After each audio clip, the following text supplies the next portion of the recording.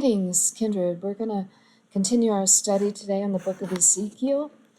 Last time we left off at chapter 13. I'm backtracking a little bit because I intended to do verse 14 last time, but somehow it got left off. So we're going to start with that today.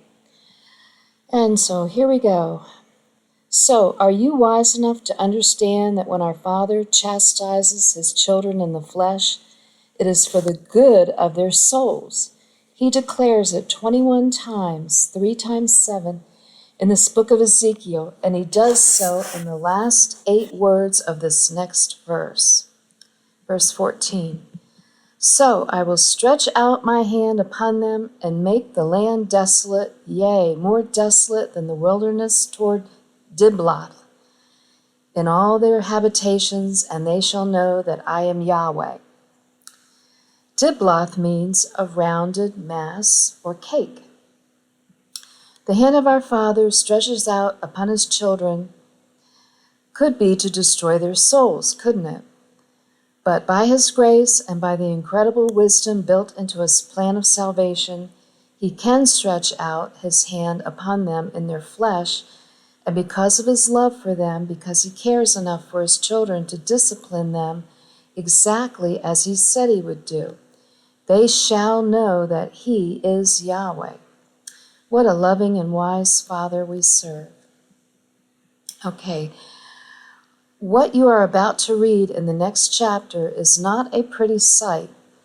It is a description of the final siege at the time of the end of this earth age by the king of Babylon, even that same king of Babylon who is the Antichrist, and I might just change that to the instead of Christ, the beast spoken of in Revelation 13. He and his fallen angels who are cast out with him upon this earth, see Revelation 12, verses 7 through 9, will come against our people, even all people, with a fury, devouring the souls of men just like an army of swarming locusts devouring the field of harvest before them. Read Joel. And leaving nothing behind. Revelation 9. It will be the time of spiritual warfare with the fiery darts of Satan's deception flying everywhere, which is why you will need to be behind the iron griddle, i.e., have on the gospel armor to be protected. See Ephesians 6.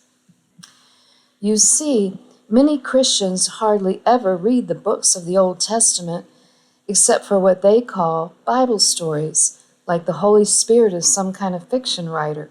They look upon the Old Testament books like Ezekiel as being sort of ancient history, old, irrelevant writings of prophets who lived a long, long time ago and who have long since been dead. What possibly could they have to say about the 21st century and our modern times? And yet they know not that this book of Ezekiel contains more prophecy in the last 9 chapters about the future time of the millennium than any other book of the Bible, including the book of Revelation. For the entire plan of Yahweh is written in the Old Testament, including both the first and the second advents of Yeshua Christ.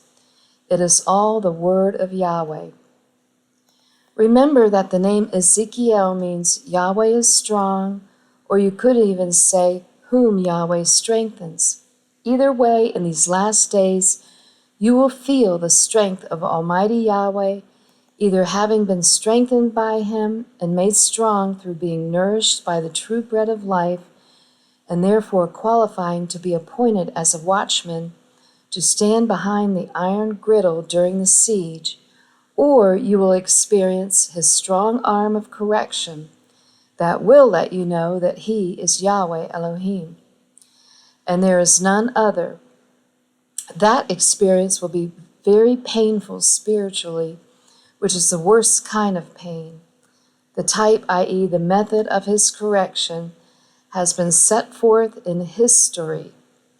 He used the king of Babylon to come against his people who turned to idolatry in his past, and he will do so again in these last days.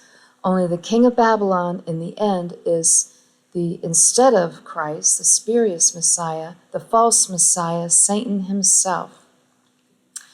Always remember 1 Corinthians 10, verse 11. The physical type set forth in the Old Testament happened to give us a clear picture of what we can expect to befall us spiritually in the last days. Yeshua even said in Matthew 24 that just as it was in the days of Noah, so shall it be before he returns. Are we going to have another flood of water? No. That was a type. The fallen angels are coming again, and we are going to have a flood of lies that will deceive the whole world and sweep away the ungodly to their spiritual death. And I just want to say these fallen angels, yes, they're coming again. Right now they're in the earth, but they're going to surface and cause much deception. Let's begin reading and understanding Ezekiel chapter 7. Ezekiel 7:1. Moreover, the word of Yahweh came unto me, saying, These are not the words of some dead prophet. They are the words of the living Yahweh. Besides, Ezekiel is not dead. He's with Christ right now. 1 Thessalonians 4, verses 13 through 17. Verse 2. Also, thou son of man, thus saith Yahweh Elohim unto the land of Israel, the end is come upon the four corners of the land. The end, is come upon the four corners. This is the first statement to those who have eyes to see and ears to hear, that this is speaking of the time of the end, the last days. The four corners are where the four angels stand who hold back the four winds that let loose the king of Babylon and the final fury of events of this earth age. If you are a watchman and have been watching the signs in the heavens, the city of Jerusalem and the peace plans, the enormous growth and strength of the four hidden dynasties, which means the first four trumpets are blowing very loudly now, along with the work and expansion of the Elijah ministry, then you know that those angels are standing there right now on those four corners, which simply means the 4 points of the compass symbolizing the whole world, holding back the four winds, the final events, until Yahweh's elect finish the task of sealing, that is, teaching the word to those identified in Revelation 7. So, you might say, we are in overtime. Revelation 7, verse 1. After these things I saw 4 angels standing on the 4 corners of the earth, holding the 4 winds of the earth, that the wind should not blow on the earth, nor the sea, nor any tree. Hold up the events of Ezekiel chapter 7 just a little longer, verse 2. And I saw another angel ascending from the east, having the seal of the living Yahweh, and he cried with a loud voice to the 4 angels to whom it was given to hurt the earth and the sea.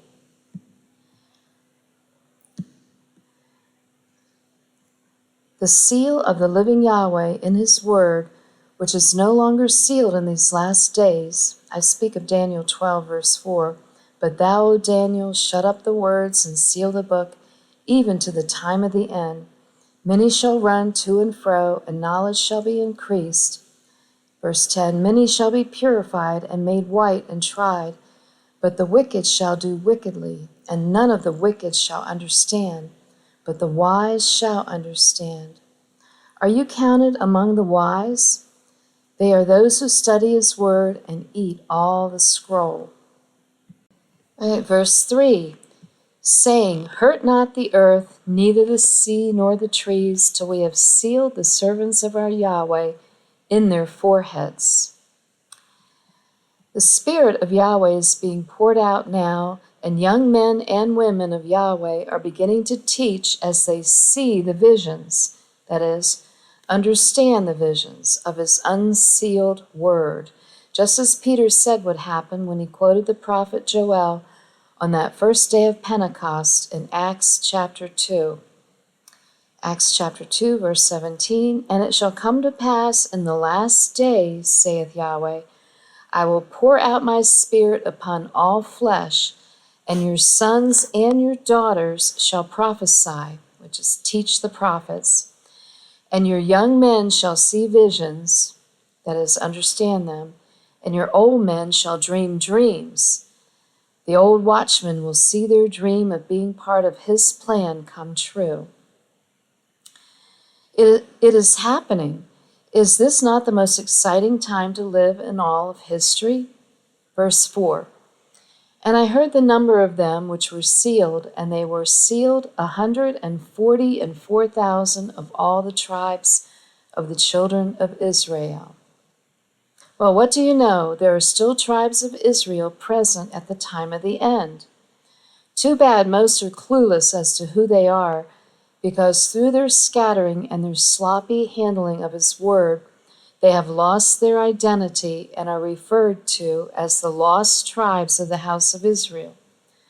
But Yahweh and his watchmen who are sent to them know who they are. If you don't know who they are, then write and ask us for the booklet, The Abrahamic Covenant by E. Raymond Capt. So we see in Revelation the children of Israel once again connected with the four corners. We now continue in Ezekiel, verse 3. Now is the end come upon thee, and I will send my anger upon thee, and I will judge thee according to thy ways, and I will recompense upon thee all thine abominations. Everyone will get what is coming to them, their earned recompense. Yahweh is no respecter of persons. It is very sad, however, that most of our brothers and sisters will take place, even are taking place, in the abominations, the worst of which is worshiping the false Messiah when he comes as if he were Yahweh Yeshua Christ. They have strayed so far from the truth of his word and are so filled with the dung cakes that they don't know the difference between the two Christs, the real one and the look-alike. They will receive their just recompense from their not very happy Father. Verse 4, and mine eyes shall not spare thee, neither will I have pity, but I will recompense thy ways upon thee, and thine abominations shall be in the midst of thee, and ye shall know that I am Yahweh. When the seventh trump sounds, the whole world will know who Yahweh is, for every knee shall bow at the appearance of Yahweh, of Lord and King of kings, Lord of lords and King of kings. Verse 5, thus saith Yahweh Elohim, an evil and only evil, behold, is come. Thus saith Yahweh Elohim. How many times do we have to be told over and over again until we listen to him? He says there is calamity upon calamity coming, and there shall be a time of trouble such as never was since there was a nation, even to that time. Daniel 12:1. If Yahweh Elohim said it, it will happen. Warning, warning, Will Robinson. Warning, warning. For those who are too young to remember, that is a line from the old TV show Lost in Space, but it applies to those here now who are lost in earth. Verse 6. An end is come, the end is come, it watcheth for thee, behold, it is come. The final end-time siege by the king of Babylon is coming. It watcheth for thee literally means it has awakened against you. That is, it has taken you by surprise if you've been sleeping and not watching. Verse 7, the morning is come unto thee, O thou that dwellest in the land. The time is come, the day of trouble is near, and not the sounding again of the mountains. The day of reckoning is come. The sand will finally run out of the hour of warning glass into the hour of temptation glass, which will take about 5 months to empty from there. The day of trouble, the day of Jacob's trouble is near, and many are going to wake up having been asleep and not watched throughout the night and be real surprised. There will no more be heard the sounding of the warning from the mountaintops. It is too late, pal. The king of Babylon has come. Which side of the iron griddle will you be on during the siege? Verse 8. Now will I shortly pour out my fury upon thee, and accomplish mine anger upon thee, and I will judge thee according to thy ways, and will recompense thee for all thine abominations. Yahweh's fury, his wrath, is poured out at the time of the end, beginning with the 5th and 6th trumps, the first 2 woe trumps, where he allows the king of Babylon and his locust army to come to try those who dwell upon the earth.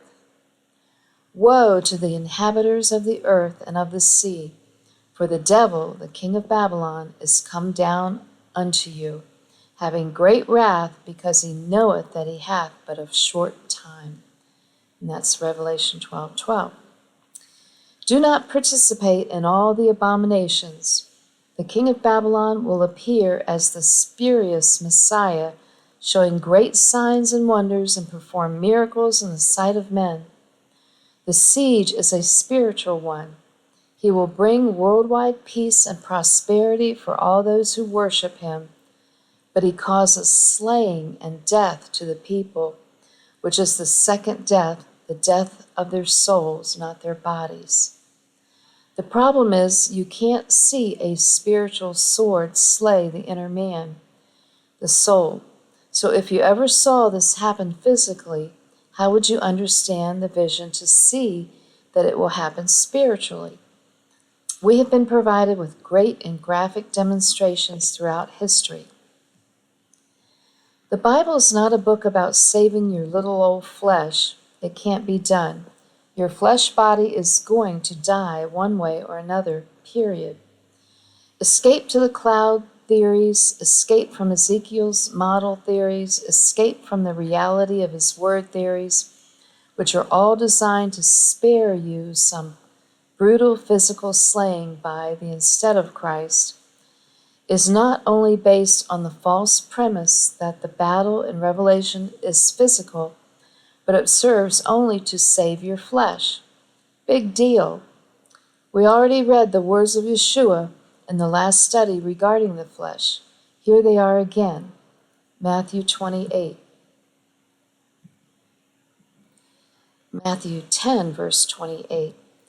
And fear not them which kill the body, but are not able to kill the soul, but rather fear him which is able to destroy both soul and body in hell. Are you afraid of Antichrist, or the instead of Messiah? If you are saved from the second death, then what are you worried about? Let's put the gospel armor on and take up the sword of Yahweh and go teach that dragon a lesson. The bottom line is we are all going to be here during the final siege by the king of Babylon, on one side of the griddle or the other. Okay, that concludes this part of the study. We'll pick it up next time. And Yahweh bless and put on that gospel armor. Praise Yahweh.